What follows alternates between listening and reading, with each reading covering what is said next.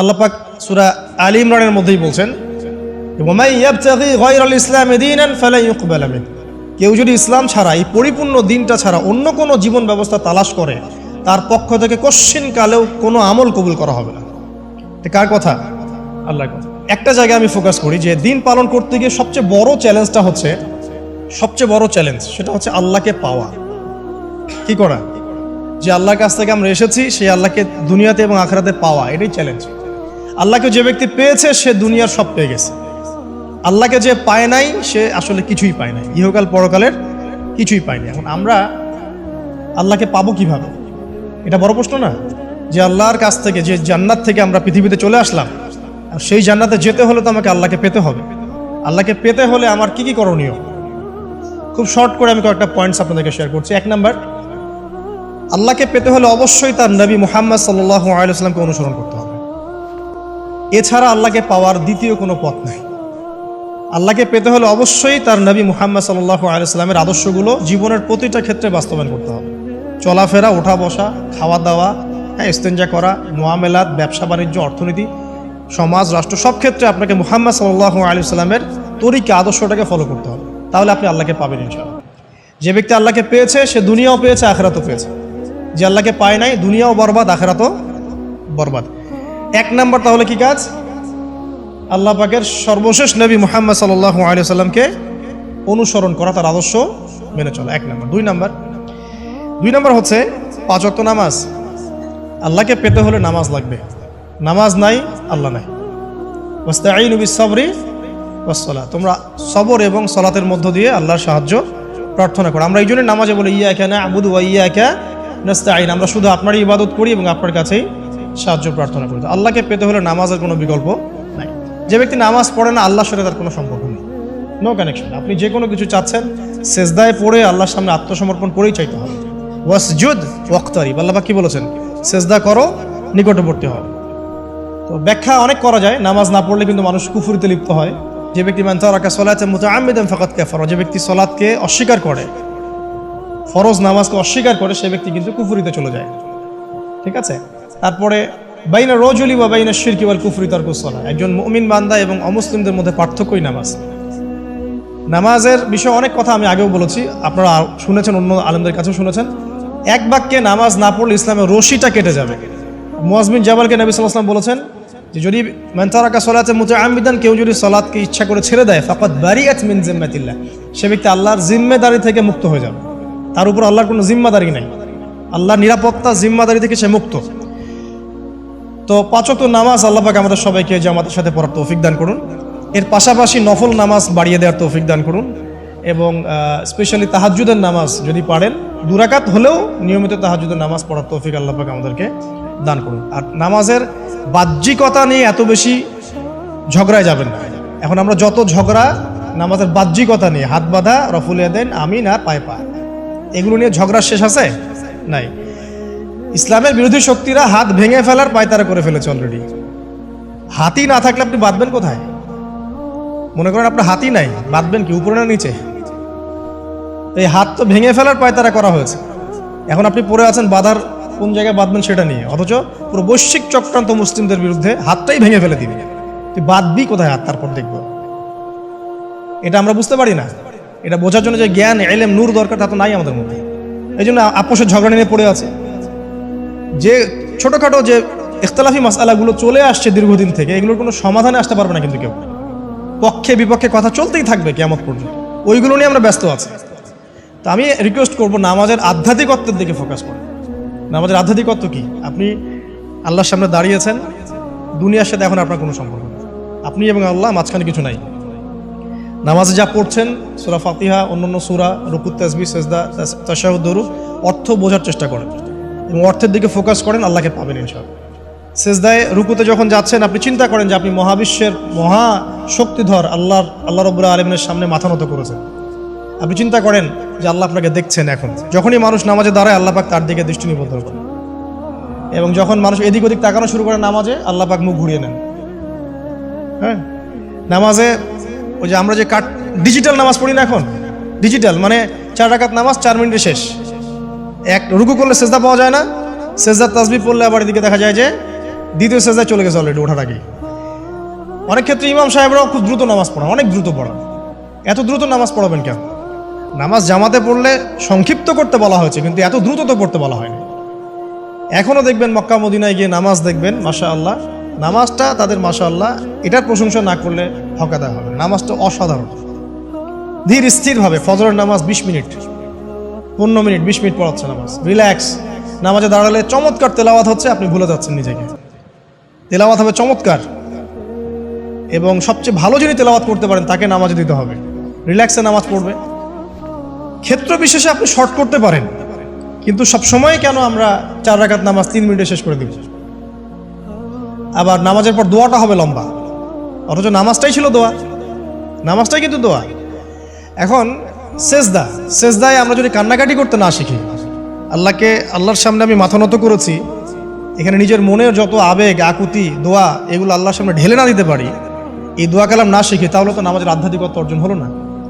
সাহাবীরা কেমন করে নামাজ পড়তেন যে নামাজ পড়ার পরেও তাদের গা থেকে তীর বের করা যায়? কিভাবে তারা নামাজ পড়তেন? তাহলে নবী সাল্লাল্লাহু আলাইহি ওয়াসাল্লাম কিভাবে নামাজ পড়তেন যে নামাজ পড়ার ফলে তার পা মোবারক ফুলে যাইত? এক রাকাতে তিনি 4 পারা কোরআন তেলাওয়াত করতে পারলেন কিভাবে? তো তাদের নামাজ আর আমাদের নামাজ, আল্লাহ রাব্বুল আলামিন তার রাসূলের মাধ্যমে একটা হাদিসে জানিয়েছেন যে এমনও অনেক নামাজি আছে, নাউযুবিল্লাহ, আল্লাহ পাক আমাদেরকে তাদের অন্তর্ভুক্ত না করুন, যে নামাজ পড়ার পরে আল্লাহ রাব্বুল আলামিন এই নামাজটাকে ওই নামাজের মুখের উপর নিক্ষেপ করে দেয়, তোমার নামাজের আমার কোনো দরকার নেই। আল্লাহ পাক আমাদেরকে হেফাজত করুন। ধীর স্থিরভাবে পড়েন, রিল্যাক্সে, তাড়াহুড়ার কিচ্ছু নাই। ওমা খালাকতুল জিন্না ওয়াল ইনসা ইল্লা লিয়াবুদুন, শুধুমাত্র আল্লাহর ইবাদত করার জন্যই তো পৃথিবীতে এসেছি। হোক না দোকানটা 5টা মিনিট পরে খুললে কি হবে?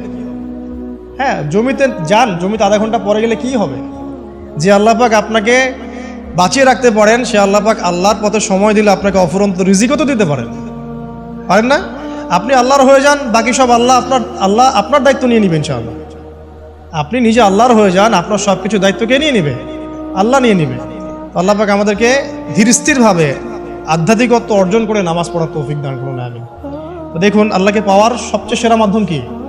নামাজ। তার আগে বলেছি নবী সাল্লাল্লাহু আলাইহি ওয়াসাল্লামের অনুসরণ। আল্লাহকে পাওয়ার তৃতীয় একটা মাধ্যম বলে দিই আমি, সওম বা রোজা রাখা। অল্প সময় ঘুরিয়ে নিচ্ছি, সওম বা রোজা রাখা।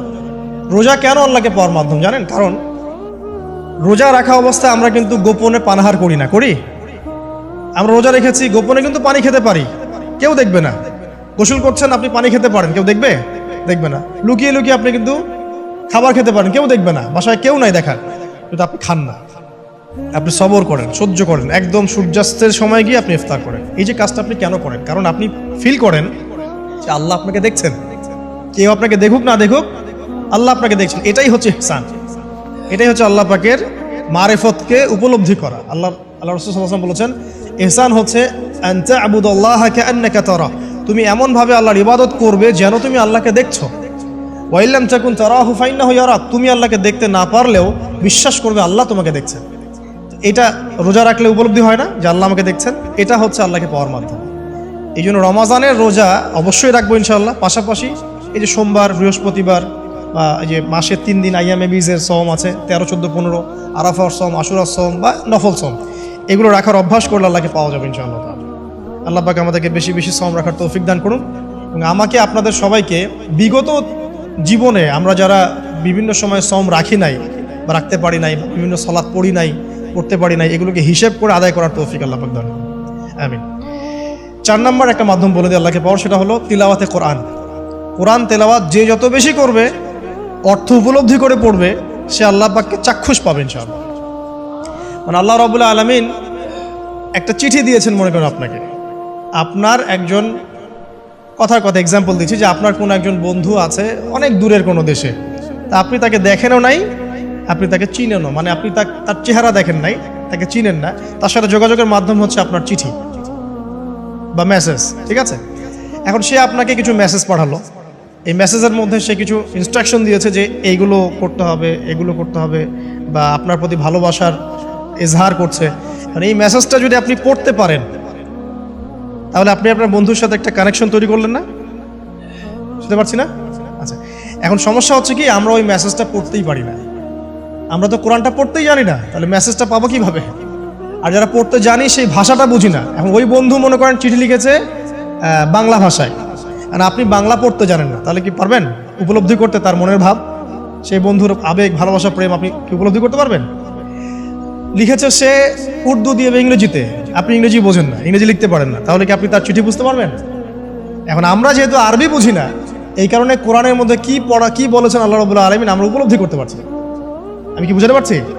তো কোরআন শুধুমাত্র তিলাওয়াত করা যথেষ্ট নয়। তিলাওয়াত করলে আপনি প্রত্যেক হরফে 10টি কি পাবেন, কোনো সমস্যা নাই, কিন্তু ওই মেসেজটাকে উপলব্ধি করতে হলে আপনার অর্থটা জানতে হবে। অর্থ জানলে পরে আপনি দেখবেন আল্লাহকে আপনি চাক্ষুষ সামনে পাচ্ছেন ইনশাআল্লাহ। আপনি হতাশ হয়েছেন, হতাশা দূর করার জন্য সূরা আছে কোরআন। বিপদে পড়েছেন, বিপদ দূর করার সূরা আছে কোরআন। আপনার রিজিকের সমস্যা কাটানোর সূরা কোরআনে আছে। কোনো হাজতের প্রয়োজন, সূরা ইয়াসিন, হাজতের সূরা চলে আসে। অসুস্থ হয়েছেন, শেফার সূরা কোরআনে আছে। বা কাউকে জিন টোনা করা হয়েছে, বান টোনা করা হয়েছে, ওর শেফাও কোরআনে আছে।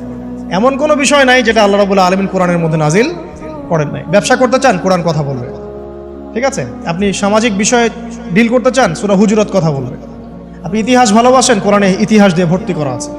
আপনি কাব্য ভালোবাসেন, কবিতা পড়তে ভালোবাসেন, কোরআনের মধ্যে কবিতা দিয়েও ভর্তি আছে। আর রহমান আল্লামাল কোরআন খালাকাল ইনসান, এখানে ছন্দ আছে না?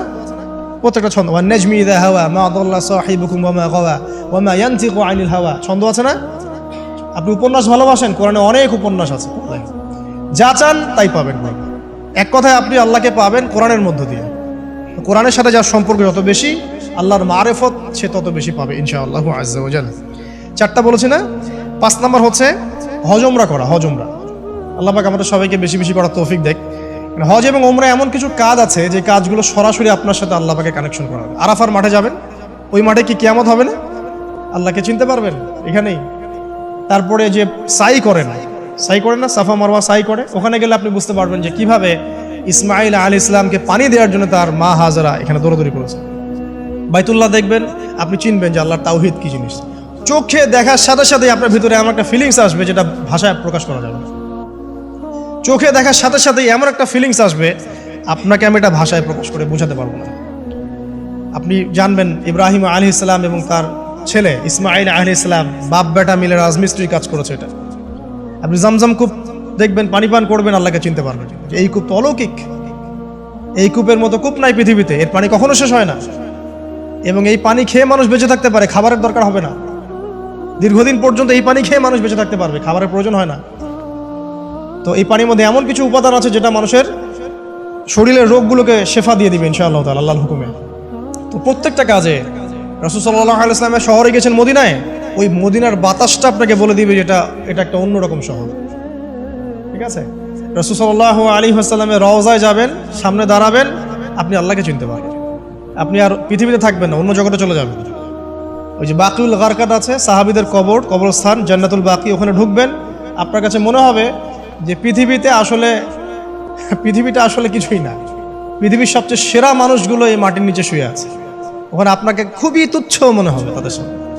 এই যে মানে বিভিন্ন জায়গায় গিয়ে আল্লাহকে চিনতে পাওয়া, এটা সবচেয়ে ভালো হয় হজ এবং উমরাতে গিয়ে। আল্লাহ পাক আমাদেরকে তৌফিক এনায়েত করুন, আমিন। তো এটা একটা আল্লাহকে পাওয়ার নিদর্শ। যাদের হজ ফরজ হয়ে গেছে অবশ্যই হজ করে ফেলবেন, আর যাদের সামর্থ্য আছে তারা বেশি বেশি উমরা করবেন। নবী সাল্লাল্লাহু আলাইহি ওয়াসাল্লাম বলেছেন, এক হজ পরের হজের মধ্যে যত গুনাহ মাফ করিয়ে দেয়, এক উমরা পরের উমরার মধ্যে যত গুনাহ সেগুলোকে মাফ করিয়ে দেয়। আল্লাহ পাক আমাদেরকে এই আমলগুলো করার তৌফিক এনায়েত করুন। 6 নাম্বার বলছি জিকির। আল্লাহ পাকের জিকির বাড়াতে হবে। যে আল্লাহ পাকের জিকির যত বেশি করবে, সে আল্লাহ পাকের মারিফত তত বেশি উপলব্ধি করবে, আল্লাহকে পাবে ইনশাআল্লাহ। আর এই জিকির করার জন্য ওযুও শর্ত নয়, জানেন? আল্লাহর জিকির করার জন্য কিন্তু ওযু শর্ত নয়। আপনি মনে মনে চলতে ফিরতে অলওয়েজ সুবহানাল্লাহ, আলহামদুলিল্লাহ, আল্লাহু আকবার, লা ইলাহা ইল্লাল্লাহ, আস্তাগফিরুল্লাহ পড়তেই থাকতে পারেন। কষ্টের কিছু আছে? খালি জবান চলবে। মাঠে কাজ করছেন, ওই যে লাঙল দিয়ে কাজ করছেন, সেচ দিচ্ছেন, আপনি পড়তে থাকবেন আস্তাগফিরুল্লাহ ওয়া আতুবু ইলাইহি, লা হাওলা ওয়ালা কুওয়াতা ইল্লা বিল্লাহ, সুবহানাল্লাহ, আলহামদুলিল্লাহ, লা ইলাহা ইল্লাল্লাহ, আল্লাহু আকবার। কোনো সমস্যা নেই। রান্না বান্না করছে মেয়েরা, এটা করতে করতে পড়তে পারবে না? গাড়ি ড্রাইভ করতে করতে আপনি পড়তে পারবেন লা ইলাহা ইল্লাল্লাহ ওয়াহদাহু লা শারীকা লাহু, লাহুল মুলক ওয়া লাহুল হামদু ওয়া হুয়া আলা কুল্লি শাইইন কাদির। যে কোনো কাজ করতে করতেই ইল্লাল ইস্তেনজা বাদ দিয়ে। ইস্তেনজা কি জিনিস? প্রসাব পায়খানা। এই সময় এগুলো মুখ দিয়ে বলবেন না, দরকার নাই। আপনি এখানে এরপরে যে সময়গুলো আছে এগুলোতে আপনি জিকির বাড়াবেন। যে যত বেশি জিকির করবে তার কলব তত বেশি পরিচ্ছন্ন হবে। যার কলব যত পরিচ্ছন্ন, আল্লাহর নূর তার কলবে তত বেশি আসবে, সে আল্লাহ পাকে তত কাছে পাবে ইনশাআল্লাহু আযজা ওয়া জাল। 7 নাম্বার, দোয়া ইস্তেগফার বাড়িয়ে দেয়। আল্লাহর কাছে বেশি বেশি দোয়া করতে হবে। দোয়া বাড়িয়ে দেন। দোয়ার জন্য হুজুর ডাকতে হবে না, দোয়ার জন্য আমাকে ডেকে বাসায় খাওয়ানোরও দরকার নেই। আপনার দোয়ার জন্য আপনি যথেষ্ট। নামাজে দাঁড়ান, নামাজের সেজদায় দোয়া করেন, নফল নামাজ পড়েন, নফল নামাজের সেজদায় দোয়া করেন, নামাজের পরে হাত তুলে দোয়া করেন প্রয়োজনে, নামাজে সালাম ফেরানোর আগে দোয়া করেন, যে কোনো ভালো কাজ করেছেন তারপর দোয়া করেন, ঠিক আছে? কোরআন তেলাওয়াত করলেন, দোয়া করেন, তাহাজ্জুদের ওয়াক্তে দোয়া করেন, বৃষ্টি পড়ছে তখন দোয়া করেন, ঠিক আছে? মানে দোয়া কবুলের মোমেন্ট, সময়গুলো, আজান হয়েছে, আজান ইকামতের মাঝখানে দোয়া করেন, এই যে এখন খুতবা হচ্ছে এই সময় দোয়া করেন, দোয়া কবুল হবে। দিনই মসজিদে বসেছেন, দোয়া করেন, দোয়া করতে থাকেন মনে মনে। যত বেশি আপনি দোয়া করতে পারবেন আল্লাহর কাছে, ইনশাআল্লাহ আল্লাহকে আপনি তত কাছে পাবেন ইনশাআল্লাহ। এটা আল্লাহকে পাওয়ার অন্যতম মাধ্যম। এবং ইস্তেগফার মানে কি? তওবা করা। আস্তাগফিরুল্লাহাল্লাযী লা ইলাহা ইল্লা হুয়াল হাইয়ুল কাইয়ুম ওয়া আতুবু ইলাইহি। এটা বেশি বেশি পড়বেন, দিনে কমপক্ষে 70 বার বা 100 বার পড়ার চেষ্টা করবেন। আল্লাহ পাক তৌফিক দান করুন। কয়টা বলেছি ভাই? 7টা। আচ্ছা, 8 নাম্বার হচ্ছে সদকা করা। সদকা, দান সদাকা আল্লাহর কাছে খুব বেশি পছন্দের। দান সদকা করার জন্য সম্পদ লাগে না, আমার কথা শোনেন। দান সদকা করার জন্য সম্পদ লাগে না, কলিজা লাগে, মন লাগে। বহু বড় বড় মানুষ আছে দান সদকা করতে পারে না, কোটিপতি, যাকাত দেয় না, আছে না? আর বহু গরিব মানুষ ভ্যান চালায়, কৃষিকাজ করে, দেখবেন 100 টাকা দান করে দিল। মন থাকতে হয়, মন, কলিজা বড় থাকতে হয়। তো যাদের কলিজা বড়, মন বড়, তারা দান সদকা করতে পারবে ইনশাআল্লাহ। আর যার মন বড় সেখানেই তো আল্লাহ নূর আসবে। সংক্ষিপ্ত মনে কি, সংকীর্ণ মন, আল্লাহ নূর কোত্থেকে আসবে? কথা বুঝতে পারে নাই? তো দান সদকা বাড়ান। আপনি 1 টাকা দান করেন, 5 টাকা দান করেন, হালাল রিজিক থেকে 1 টাকা দান করেন, সেটা আল্লাহর কাছে অনেক বেশি পছন্দের। একটা হাদিসে নবী সাল্লাল্লাহু আলাইহি ওয়াসাল্লাম বলেছেন, হালাল উপার্জন থেকে আল্লাহর বান্দারা যখন একটা খেজুরও দান করে, আল্লাহ পাক সেই একটা খেজুরকে আস্তে আস্তে বড় করতে থাকেন, বড় করতে থাকেন, বড় করতে থাকেন। এটা এক পর্যায়ে পাহাড়ের সমান হয়ে যায়। কিয়ামতের মাঠে মানুষ তার দান এবং সাদাকার যে ছায়া, এই ছায়ার নিচে অবস্থান করবে। আপনার বিপদ হয়েছে, দান সদকা করেন, বিপদ দূর হয়ে যাবে ইনশাআল্লাহ। জটিল কোনো রোগ হয়েছে, কোনো ডাক্তার ট্রিটমেন্ট করতে পারছে না, সদকা করেন, রোগ ভালো হয়ে যেতে পারে ইনশাআল্লাহ। সদকার ব্যাপক ফজিলত আছে। সদাকা, দান সদাকা, দোয়া, এগুলো তাকদিরের যে বিপদ আপদগুলো আছে না, ঝুলে আছে, আমাদের তাকদিরে বিপদ আছে না অনেক, এগুলোকেও সরিয়ে দিতে পারে আল্লাহ। এই শক্তি আছে দোয়া এবং দান সদকার মধ্যে। আল্লাহ পাক আমাদেরকে বেশি বেশি সদাকা করার তৌফিক দান করুন, আমিন। আর সদাকা নফল না করতে পারলেও কমপক্ষে ফরজ জাকাতটুকু দিবেন, ফরজ জাকাতটুকু দিবেন। কারণ জাকাত, সদকা এবং ব্যবসা, এগুলো হচ্ছে ইসলামিক অর্থনীতির মূল ভিত্তি, এর সাথে কৃষিকাজ। আর দুটো বলে শেষ করে দেই। 9 নম্বর হচ্ছে আমর বিল মারুফ এবং নাহি আনিল মুনকারের কাজ করা, মানে সৎ কাজের আদেশ করা, মানুষকে অসৎ কাজে নিষেধ করা। এই কাজটা যে যত বেশি করবে সে তত বড় ব্যবসায়ী। কারণ কি, আপনার দাওয়াতে, আপনার লেকচার শুনে, আপনার বই পড়ে, আপনার নসিহত শুনে যদি একটা মানুষও দিনের পথে ফিরে আসে, ওই একটা মানুষের সারা জীবনের যে নেক কাজ, এই সমস্ত নেক কাজের একটা অংশ আপনি পাবেন।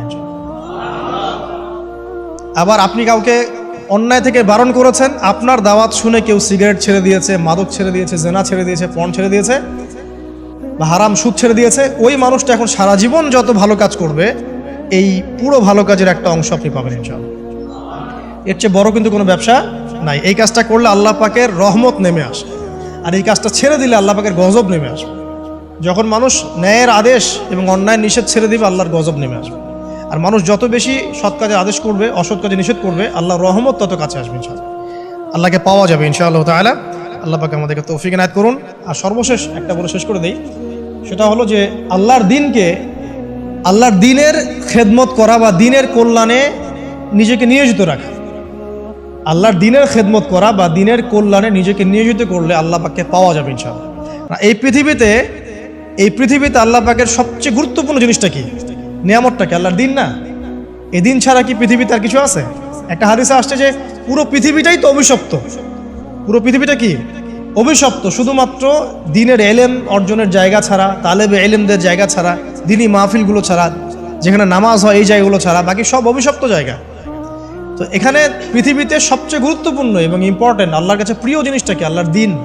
তো আল্লাহর সেই প্রিয় জিনিসটাকে যারা এগিয়ে নেওয়ার চেষ্টা করবে, সেই দিনের খেদমত করার চেষ্টা করবে, দিনের জন্য একটা মসজিদ করা, একটা মাদ্রাসা করা, হ্যাঁ, একটা কোনো ভালো কোনো প্রকল্প করার চেষ্টা করবে, আল্লাহ পাক কি তাদেরকে রক্ষণাবেক্ষণ করবেন না? আল্লাহ পাক তাদের অভিভাবক হবেন না? নিঃসন্দেহ হবেন ইনশাআল্লাহ।